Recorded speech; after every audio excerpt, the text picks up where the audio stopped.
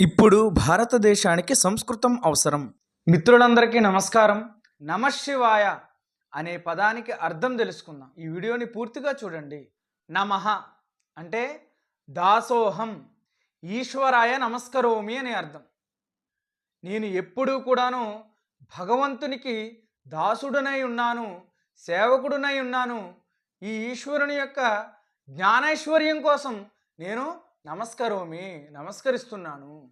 అలాగే ఇంకొక అర్థం తెలుసుకుందాం. నమనం ధ్యానమేవచ. నమనం అంటే ధ్యానమే.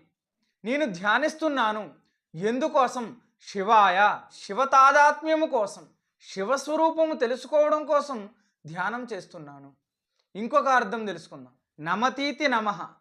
నమనము అంటే నమ్రీభావము, వంగి ఉండుట, వినయభావన కలిగి ఉండుట, ప్రణామకర్త, ఉపాసక అని అర్థం. అంటే శివుణ్ణి నేను ఉపాసిస్తున్నాను ఎందుకోసం? శివతాదాత్మ్యము కోసం. మన సంస్కృతి కోసం మన ఛానల్ని సబ్స్క్రైబ్ చేసుకోండి. ఇంకొక అర్థం తెలుసుకుందాం. నా మా యస్య అస్తి ఇతి నమః. మా అంటే లక్ష్మి, సంపద, ఐశ్వర్యము. నా అంటే లేకపోవడం, లక్ష్మి లేకపోవడం, ఐశ్వర్యం లేకపోవడం. ఏ ఐశ్వర్యం లేదని చెప్తున్నాడు ఇక్కడ. ఈ లోకంలో నిజమైనటువంటి లక్ష్మి, ఐశ్వర్యము, సంపద అంటే మోక్షమే, పరమానంద స్వరూపమే, జ్ఞానస్వరూపమే అని ఏ భక్తుడైతే గ్రహిస్తాడో ఆ భక్తుడు ఈ లోకంలో మనం అందరం అనుకున్నటువంటి సంపదలు ఏవైతే ఉన్నాయో, ధనము, ధాన్యము మొదలైనటువంటి సువర్ణము, ఇవి ఎన్ని ఉన్నా సరేనే జ్ఞానం అనేటువంటి ఐశ్వర్యము తన దగ్గర లేదు. కాబట్టి నేను జ్ఞాన ఐశ్వర్యము లేని దరిద్రుడను, మోక్ష ఐశ్వర్యము లేని దరిద్రుడను.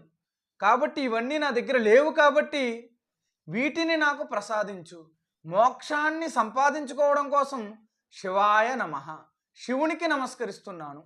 ఇంకొక అర్థం తెలుసుకుందాం. శివము అంటే సకల ఉపద్రవరహితము, అన్ని ఉపద్రవాలని పోగొట్టేటువంటి వాడు, సకల ఆపదలని పోగొట్టేటువంటి వాడు, సకల శుభాలని కలిగించేటువంటి వాడు. శివస్వరూపం కోసం, శివుని కోసం నేను నమస్కరిస్తున్నాను. నమశివాయ. ఈ నమశివాయ అనేటువంటి పదానికి అర్థాలు, వాటి యొక్క వివరాలను శ్రీ జగద్గురు శంకరాచార్యులు వారి శిష్యులైనటువంటి శ్రీ జగద్గురు పద్మపాదాచార్యులు రచించినటువంటి సూత్ర భాష్యంలో సవివరంగా చెప్పబడింది. ఆ విషయాలనే నేను ఇక్కడ ప్రస్తావిస్తున్నాను. జై హింద్.